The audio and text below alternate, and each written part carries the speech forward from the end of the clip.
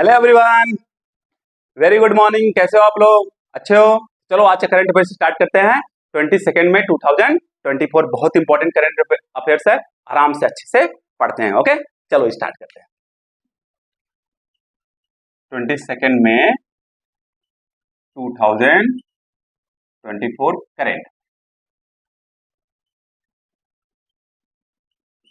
Okay, पहला current affairs क्या है? नेशनल एंटी टेररिज्म डे कब मनाया जाता है? ओके, तो देखते हैं। National anti terrorism day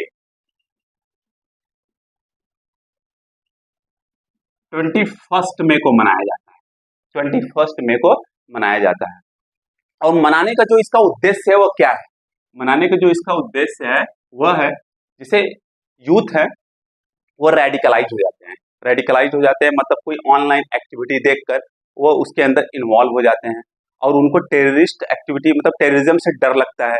in सब को दूर करने के लिए ही इन सबको दूर करने के लिए नेशनल एंटी टेररिज्म डे मनाया जाता है। अगर वो ऑनलाइन कंटेंट देखते हैं या कोई और किसी को सुनकर वो रेडिकलाइज हो जाते हैं तो देश के अगेंस्ट में, कंट्री के अगेंस्ट में काम करने लगते हैं। यहाँ की जो यूनिटी और इंटीग्रिटी है उसको नुकसान पहुंचाने का काम करते हैं। तो इसीलिए नेशनल एंटी टेररिज्म डे मनाया जाता है कि जिससे कि यूथ के अंदर अपने देश के बारे में लाइक प्रेम जगे, ओके, देशभक्ति जगे, जिससे कि वो कोई ऐसे एक्टिविटीज में इन्वॉल्व ना हो जो देश की यूनिटी और इंटीग्रिटी को नुकसान पहुंचाए, ओके, और पीस को डिस्टर्ब करे। इसको ध्यान दीजिए, इसका मेन एम है। एम क्या है? To eradicate the fear of terrorism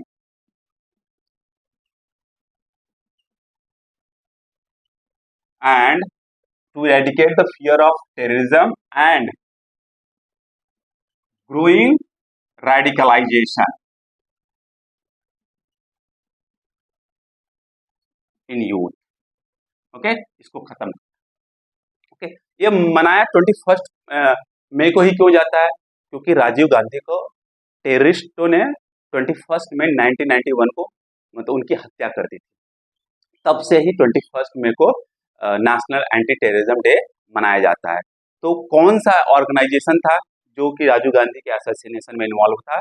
liberation tigers of Tamil Eelam. कुछ दिन पहले हम लोगों ने बात किया था कि होम मिनिस्ट्री ने इस ऑर्गेनाइजेशन को, liberation tiger of Tamil Eelam को 5 साल के लिए बैन कर दिया है क्योंकि पाया गया है कि जो ये ऑर्गेनाइजेशन है कंट्री के यूनिटी, इंटीग्रिटी और सॉवरेनिटी को नुकसान पहुंचा सकती है फ्यूचर में। इसलिए होम मिनिस्ट्री ने इस पर बैन लगा दिया है। समझ में आ गया? ओके, आज का न्यूज बहुत इंपॉर्टेंट है, इसको देख लीजिएगा। ओके, इसको नोट डाउन कर लीजिएगा। नेक्स्ट है Indian army has setup. Next news है Indian army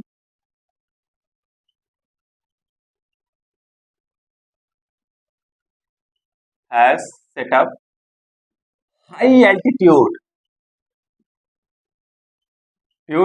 tank repair facility. अब चाइना की खैर नहीं फैसिलिटी। ओके, कहां पर? लद्दाख रीजन में। इंडिया चाइना के जो बॉर्डर है वो लद्दाख रीजन पे लगभग 14,500 फीट पर, ओके, दुनिया का सबसे ऊंचा हाई एल्टीट्यूड बैटल ग्राउंड है जो कि टैंक से लड़ा जा सकता है। ओके, ये ध्यान दीजिएगा। और वहां पे टैंक रिपेयर फैसिलिटी सेटअप कर दिया गया है जिससे कि युद्ध के दौरान अगर टैंक खराब होते हैं तो उनको वहीं पर रिपेयर कर दिया जाए। ऐसा नहीं कि उनको हेलीकॉप्टर से लिफ्ट कर नीचे लाया जाए और वहां पे उसको सही करके फिर से ले जाया जाए। इससे क्या होगा? टाइम कंज्यूम होगा। तब तक पता चलेगा कि युद्ध की परिस्थिति बदल गई। अब ये क्या अगर अब क्या होगा? अब यह होगा कि अगर टैंक खराब होते हैं युद्ध के दौरान, तुरंत उनको वहां पर रिपेयर कर दिया जाएगा और तुरंत लड़ने के लिए उसको आगे भेज दिया जाएगा और चाइना की ऐसी तैसी कर दी जाएगी। ओके, कहां पर? लद्दाख रीजन। ध्यान दे, पूछा जा सकता है एग्जाम में। ओके, लद्दाख में इंडिया चाइना बॉर्डर पर।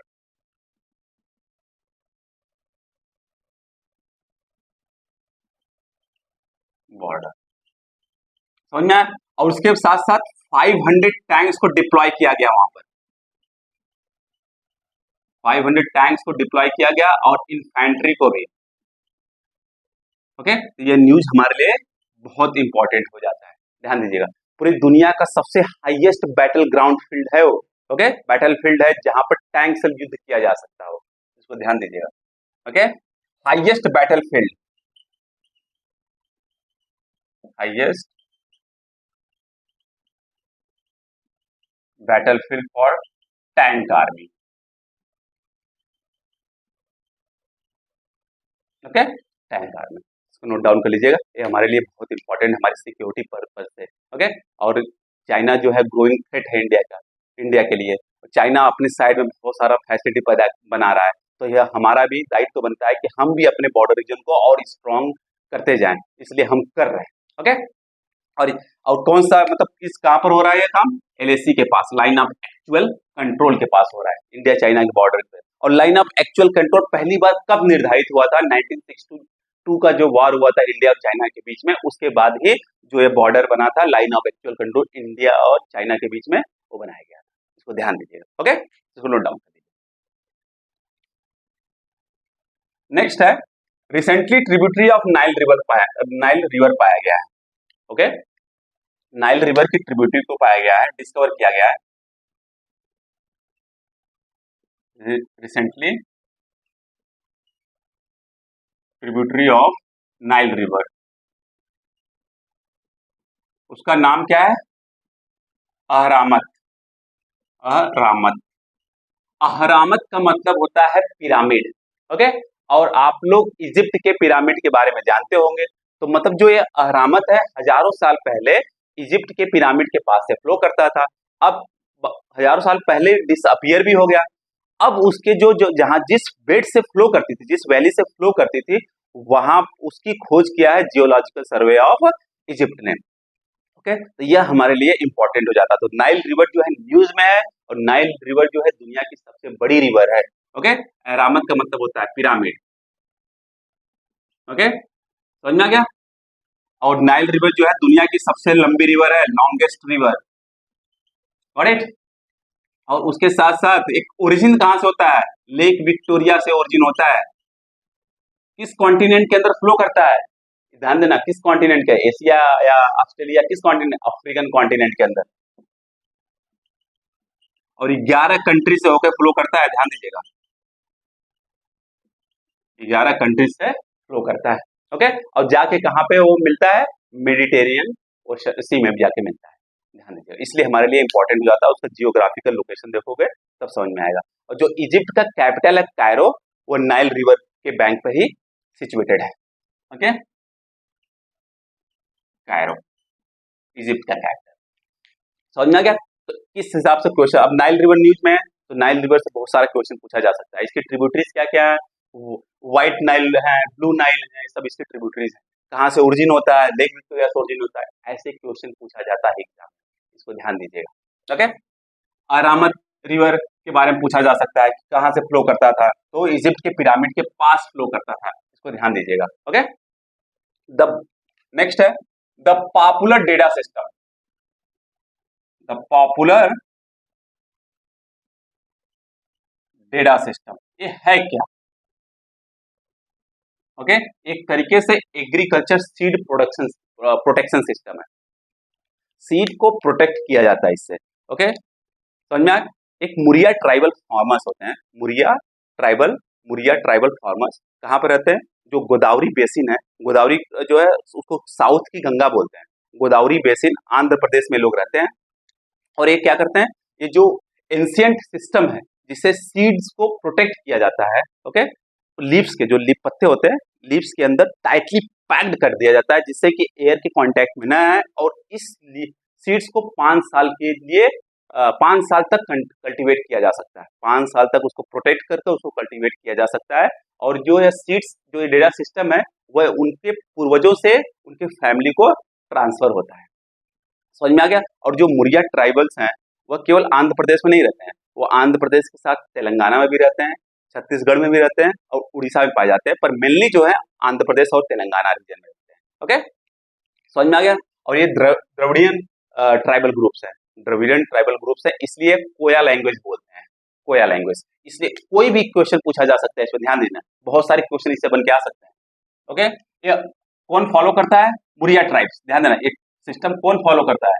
पहली बात, ये सिस्टम है क्या? Agriculture seed production. अब 4 ऑप्शन दे देगा, ओके, उस जिसमें एग्रीकल्चर सीड प्रोटेक्शन होगा हो जाएगा।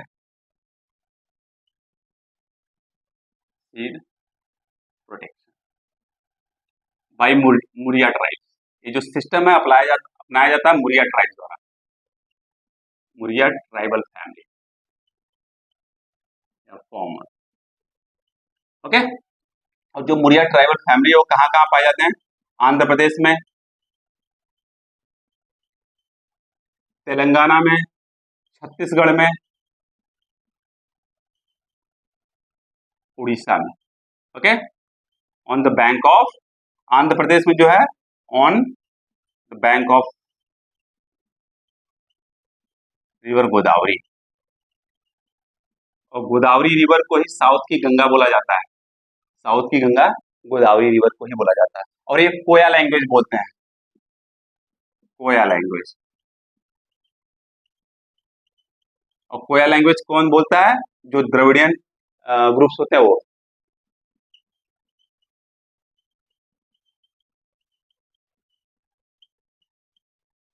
समझ में आ गया? पक्का? बहुत सारे क्वेश्चन इससे बन सकते हैं, ओके। बहुत बार ट्राइबल के बारे में पूछता है, तो मुझे ट्राइब्स कहाँ रहते हैं, किस स्टेट के अंदर रहते हैं, उसके बारे में पूछा जा सकता है। और जो सिस्टम है कौन फॉलो करता है, कौन सा ट्राइबल गुड, 4 ऑप्शन दे देंगे, अगर पता होगा तो फिर टिक करोगे, +2 मार्क्स मिल जाएगा, ओके। इसको नोट डाउन कर लीजिए।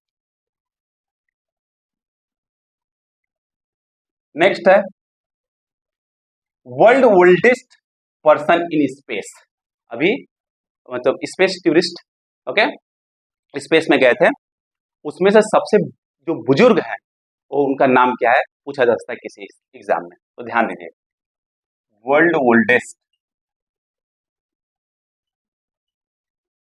पर्सन इन स्पेस, ओके, उनका नाम क्या है? Add Dwight, add Dwight, add Dwight. ये 90 ईयर्स के हैं, ओके। यहाँ पे हालत खराब हो जाती है, 60 ईयर्स के जो लोग होते हैं उनके बाद तो लगता है कि उनकी जिंदगी बीत गई है।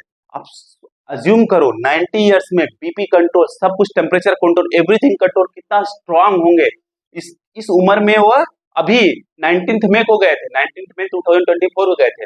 अब समझो कितना स्ट्रांग है, उनका विल पावर कितना होगा, कितना साहसी होंगे। और यहाँ पे लोग परेशान हो जाते हैं जब 60-65 साल क्रॉस करते हैं तभी, ओके। इसको ध्यान दीजिएगा, जब 90 ईयर्स की जो मतलब पर्सन है, अगर वो स्पेस में जा सकते हैं और वहां से वापस भी आ सकते हैं सही से, तब सुरक्षित रह सकते हैं, ओके, तो आप लोग भी हर काम कर सकते हो। मत सोचना कि मतलब आप 60 ईयर्स 70 ईयर्स हो गए हो तो जिंदगी खत्म है, बिल्कुल नहीं, ओके। अब इस किसके द्वारा भेजा गया है? हम जानते हैं अमेजोन के जो फाउंडर हैं जेफ बेजोस, उनकी एक कंपनी है ब्लू ओरिजिन, ओके। उस ब्लू ओरिजिन क्या है? वो एक स्पेस कंपनी है, उसके द्वारा भेजा गया है। समझ में आ गया? ब्लू ओरिजिन जो जेफ बेजोस हैं, उनकी कंपनी है ब्लू ओरिजिन, जो कि एक स्पेस कंपनी है। उनके द्वारा अंडर मिशन NS-25, इस मिशन NS-25 मिशन के तहत ही, ओके, भेजा गया है। कितने टूरिस्ट को? 6 टूरिस्ट को भेजा गया है, 6 टूरिस्ट को भेजा गया है स्पेस के अंदर, ओके। स्पेस में 6 टूरिस्ट को भेजा गया। किस रॉकेट द्वारा भेजा गया? ध्यान देना, by New Shepard rocket, New Shepard rocket. तो पूछा जा सकता है किस किस रॉकेट द्वारा भेजा गया। और हमारे लिए बहुत ज्यादा इंपॉर्टेंट क्या हो जाता है कि एक इंडियन टूरिस्ट है वो भी गए हैं, तो फर्स्ट इंडियन टूरिस्ट है, फर्स्ट इंडियन एस्ट्रोनॉट्स नहीं है। पहले तो इंडियन एस्ट्रोनॉट कौन थे? राकेश शर्मा, ओके। ये क्या है? फर्स्ट इंडियन टूरिस्ट जो कि स्पेस में गए हैं, इसको ध्यान दीजिएगा, फर्स्ट इंडियन टूरिस्ट। 6 लोगों में से एक और जो है उनको नाम first Indian tourist, first Indian space tourist, okay. उनका नाम क्या है? गोपी तोथाकुरम, टोटाकुरा,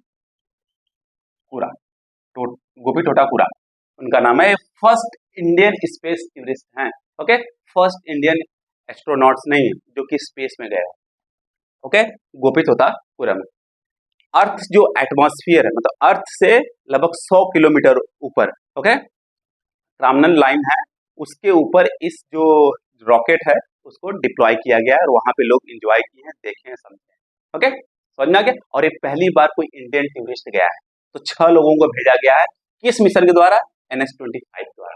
इसको ध्यान दीजिए, NS-25 एग्जाम में पूछा सकता है कि मिशन NS-25 किससे रिलेटेड है। ओके, इसको ध्यान दीजिए। Okay, no problem. कितने टूरिस्ट को भेजा गया है? और 6 टूरिस्ट को भेजा गया। किस रॉकेट द्वारा भेजा गया है? न्यू शेपर्ड रॉकेट द्वारा भेजा गया। किस कंपनी द्वारा भेजा गया है?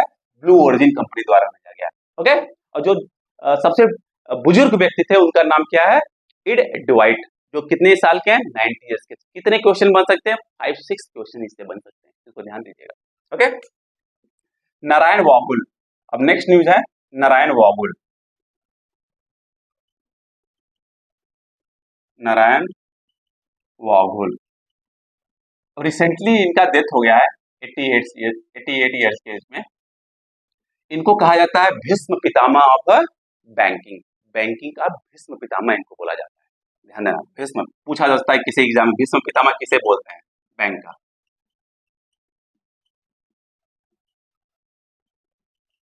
Of banking. ये बहुत बड़े इकोनॉमिस्ट थे। ओके, और इनको पद्म भूषण भी मिला है, पद्म भूषण 2010 में, ट्रेड और कॉम इंडस्ट्री से रिलेटेड। ठीक है, इसलिए हमारे लिए यह बहुत इंपॉर्टेंट हो जाते हैं, क्योंकि इनको पद्म भूषण भी दिया गया है। और इन्होंने ICICI बैंक के रिफॉर्म में उसके रिफॉर्म में बहुत काम किए हैं, उसका रिफॉर्म करने में। और इसीलिए देख सकते हो कि ICICI जो है 8 ट्रिलियन जो उसका कैपिटल है, पूरा मार्केट कैपिटल है, उसको क्रॉस किया है, रिसेंटली क्रॉस किया है, लाइक 2 वीक्स अगो। ओके, समझ में आ गया। तो इनको क्या बोला जाता है? Bhishma Pitamah of banking. किसी भी एग्जाम में पूछा जा सकता है भीष्म पितामह ऑफ बैंकिंग किसको बोलते हैं। ओके, तो ध्यान दें, नारायण वाहुल को बोलते हैं। रिसेंटली तमिलनाडु के चेन्नई में इनका देहांत हो गया। ओके, नेक्स्ट है oldest women in India. Oldest women in India, climb mount Everest. Okay, India की जो सबसे बुजुर्ग महिला है जो कि माउंट एवरेस्ट को क्लाइम की है, उनका नाम क्या है? किसी भी एग्जाम में पूछा जा सकता है। Okay, mount Everest.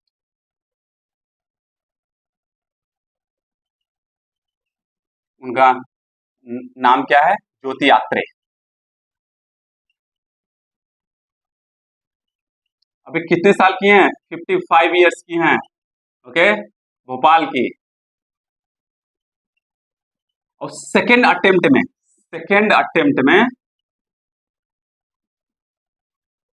पूरा माउंट एवरेस्ट पहुंच गई। 8848.86 मीटर की चढ़ाई इन्होंने की है। समझ में? सेकेंड अटेम्प्ट में। फर्स्ट अटेम्प्ट इन्होंने कब किया था?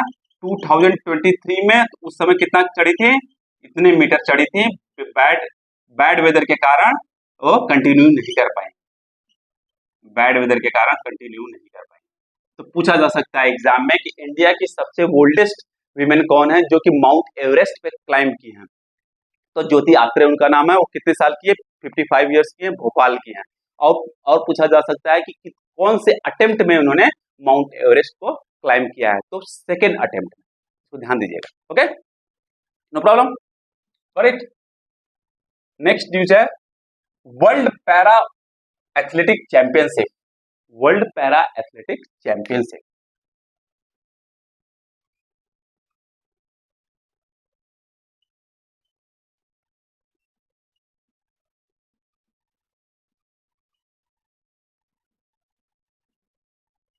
कहाँ हुआ था?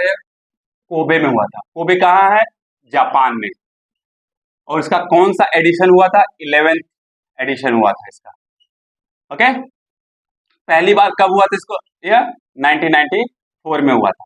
1994 में होता है। बाई एनियल होता है, हर 2 साल पे होता है। हर 2 साल पे होता है।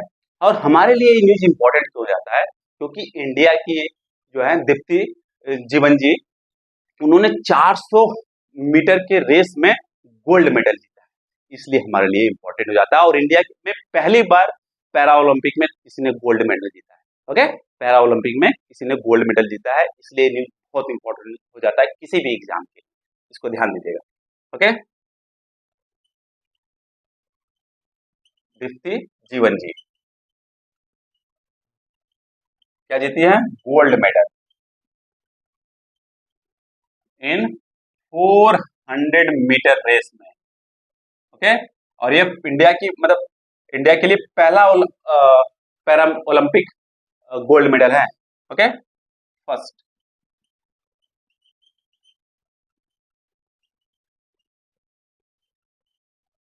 गोल्ड मेडल, इसको ध्यान दीजिएगा, ये हमारे एग्जाम के लिए बहुत इंपॉर्टेंट है। ओके, नोट डाउन कर लीजिए। नेक्स्ट न्यूज है, नोट डाउन कर लीजिए। नेक्स्ट न्यूज है, सात्विक एंड चिराग किस गेम से रिलेटेड है। सात्विक एंड चिराग किस गेम से रिलेटेड है। Okay, last news of the day, सात्विक एंड चिराग किस गेम से रिलेटेड है, यह बैडमिंटन से रिलेटेड है, बैडमिंटन से रिलेटेड है। अब ये न्यूज में क्यों है, क्योंकि इन्होंने थाईलैंड ओपन वीमेन ओपन जीता है, थाईलैंड ओपन जीता है, सॉरी थाईलैंड ओपन इन्होंने जीता है।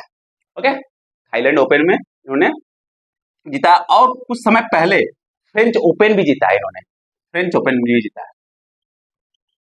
ओके, 2-3 साल से एकदम गर्दा मचाए हुए, जिस गेम में जाते हैं उस गेम को जीत जाते हैं। ओके, और उससे पहले 2023 में इन्होंने कोरिया ओपन भी जीता है,